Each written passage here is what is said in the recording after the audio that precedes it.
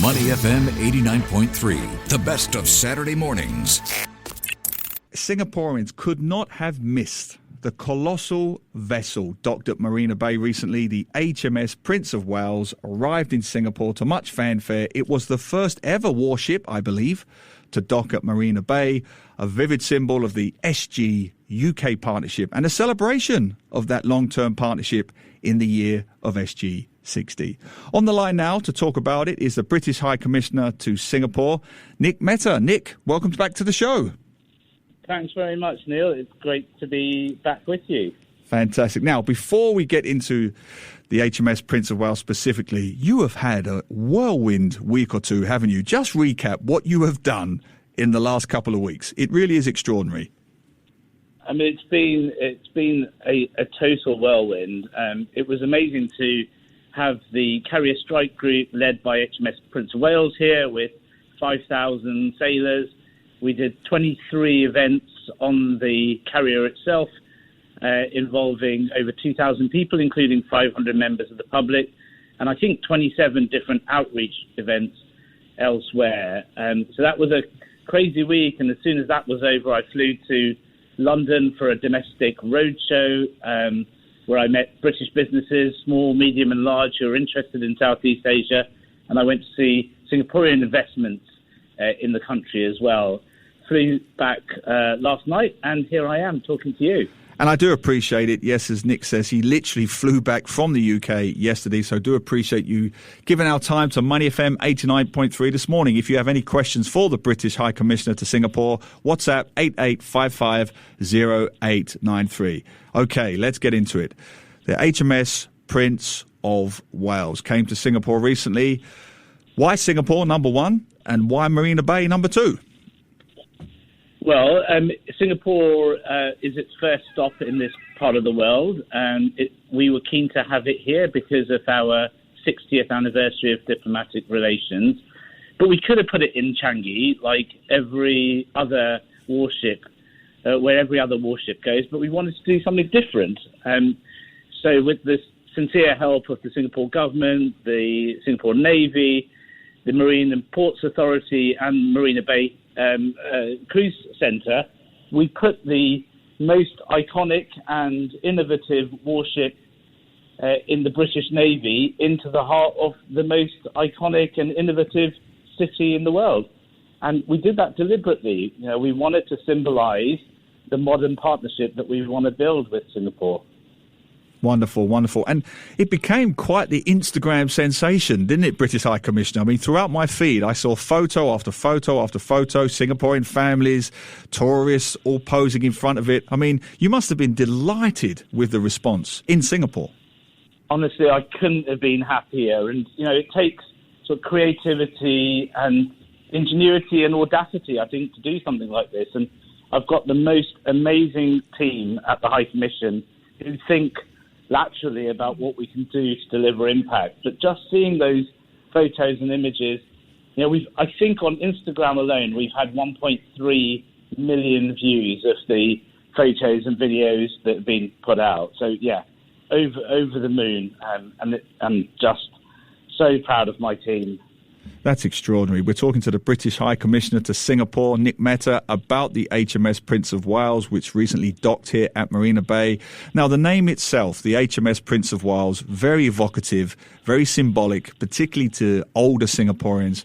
Maybe for our younger listeners, give a bit of context of what the Prince of Wales represents for both countries, not only geopolitically, but of course historically as well.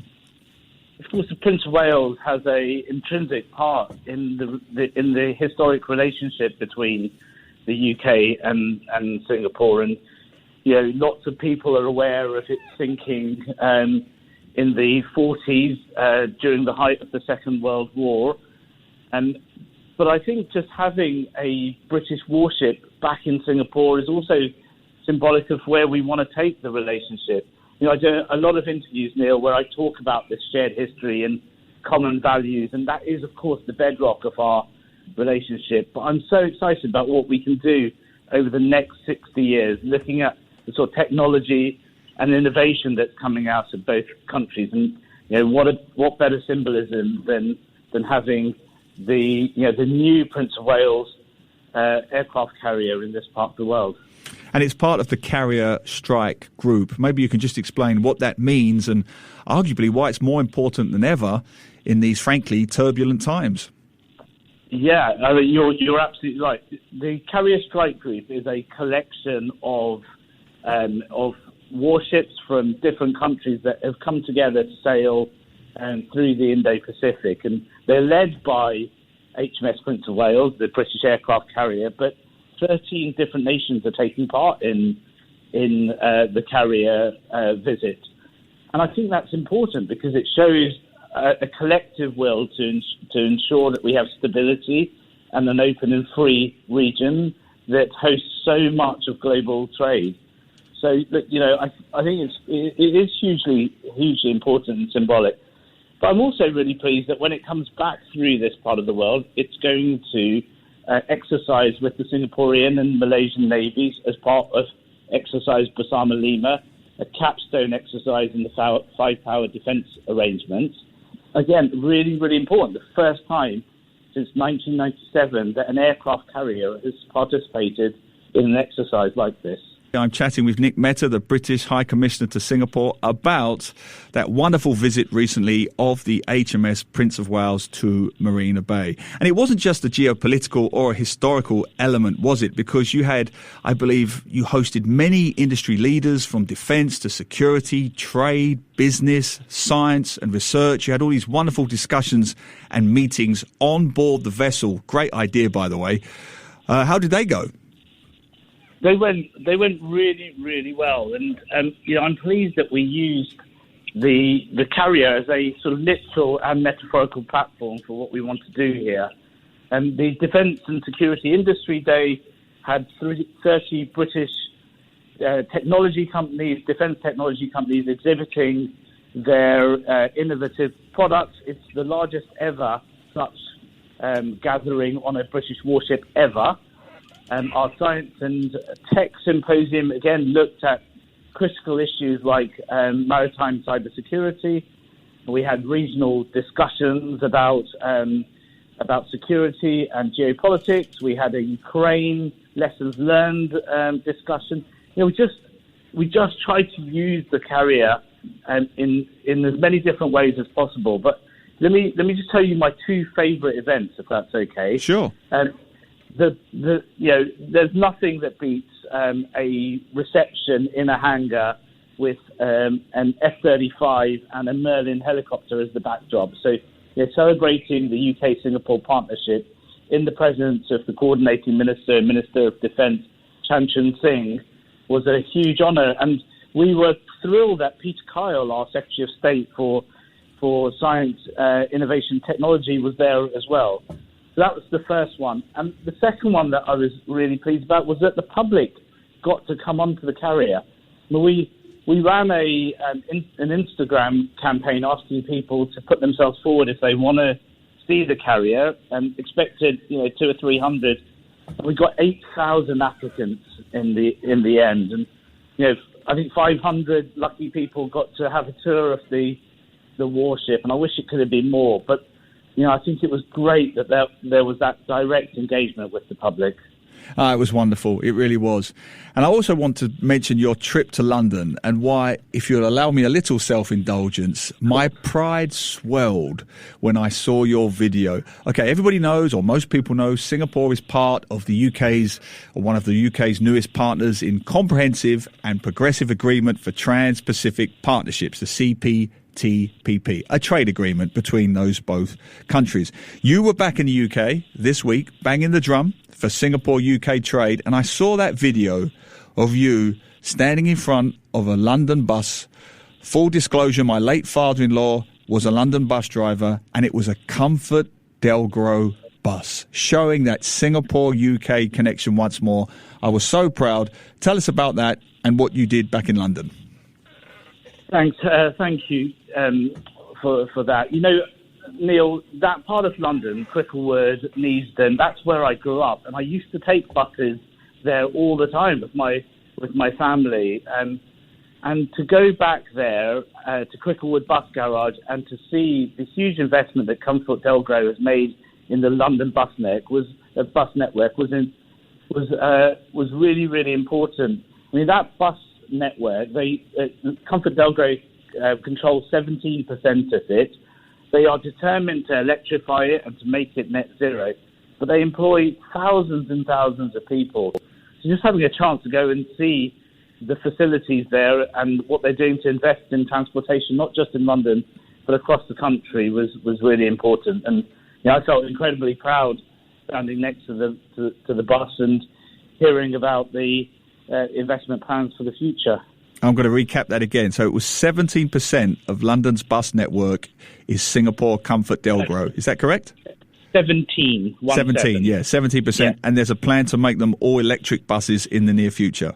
Yeah, they want to make the entire network net zero, but they've also got bus network in Manchester. They have other transportation in Scotland and in other parts of England as well. So it's just brilliant to see how investment from Singapore is flowing. Yeah, Singapore is the third largest Asian investor in the UK. I mean, bigger than any of the Gulf states. It's quite a remarkable figure. £250 billion worth of investment in the UK. Fantastic.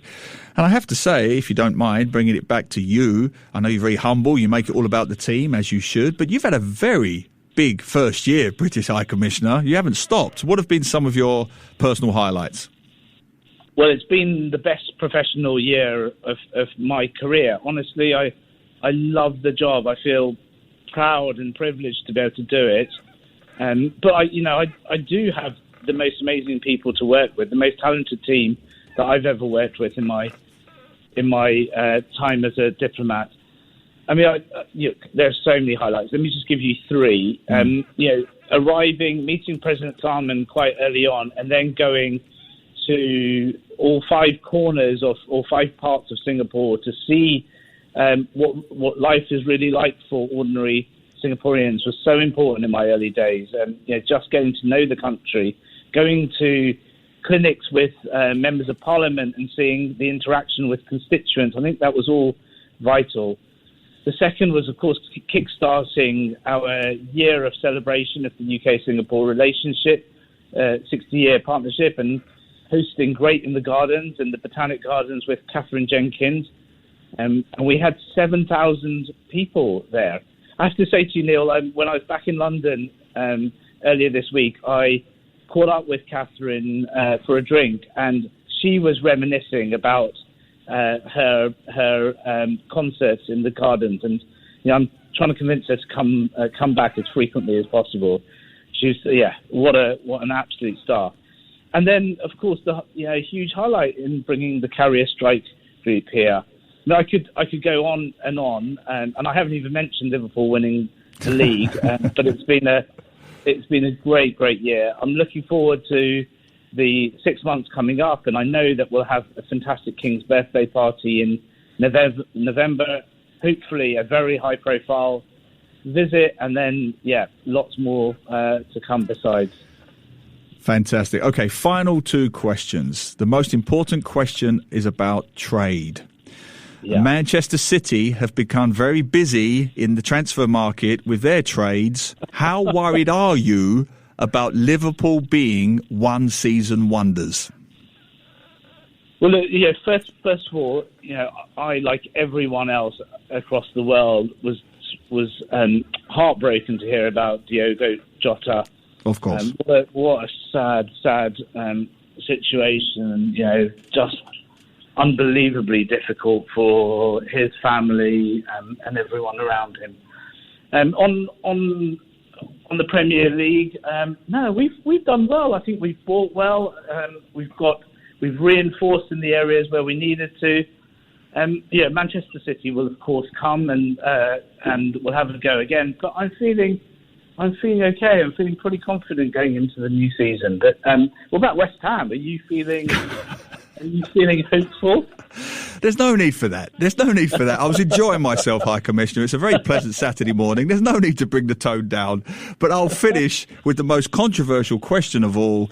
I think you'd been here 6 months, maybe 9 months, and you still hadn't seen Singapore's, I suppose, unofficial biodiversity status symbol, the otter. Have you since rectified that shortcoming? Have you now seen a Singapore otter? I can confirm live on air to everyone that otters exist in Singapore. And I saw my first one in Pasir Ris Mangroves with MJ Biogirl, this amazing science, climate, nature influencer. And then just a few weeks ago, I was randomly going for a walk in the Botanic Gardens with my wife when we came across, there must have been 10 otters. I mean, either they were strategically placed there to mark the end of my first year, or they really do exist across Singapore. But yeah, I am a huge fan. I'm now after a cobra. So if anyone can identify where I'd find one, that would be great. Right, we'll help that. We'll make that happen. Help the British High Commissioner to Singapore find a cobra. Nik Mehta, thank you so much for joining Money FM. To listen to more great interviews, download our podcasts at audio.sg or download the audio app. That's AWEDIO, audio at the App Store and Google Play.